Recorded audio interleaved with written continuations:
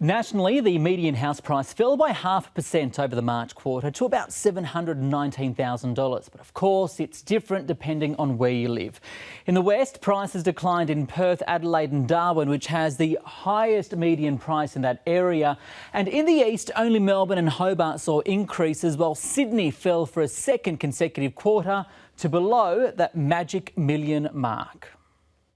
Australia's biggest city has lost its million-dollar smile. There really has been a sense of overpricing of housing that is now coming back to a more normal environment. The median Sydney house price fell below $1 million, but since 2013 it's up 53%. Sydney, this is the pause that you had to have. Not all parts of the city are falling though. Higher priced inner suburban areas are finding buyers. Melbourne is the strongest housing market in the country, enjoying clearance rates of about 80%. I think that Melbourne will certainly finish the year as a leading housing market performer. But the overall trend of softer prices is good news for some. We'll certainly see more first home buyers in the market this year compared to last year. The banks, however, are trying to balance competitive rates with returns to shareholders.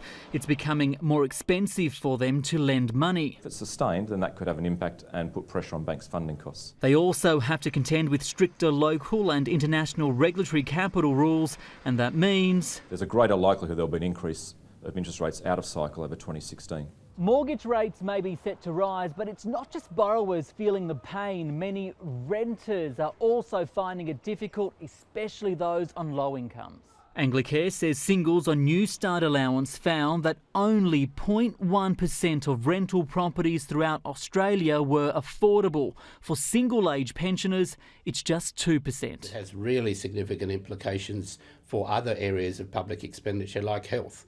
People who are not housed well use more health services, and that costs us more than anything. It wants to see greater incentives for the business sector to build and rent affordable homes, which are at least 20% below the market value rent.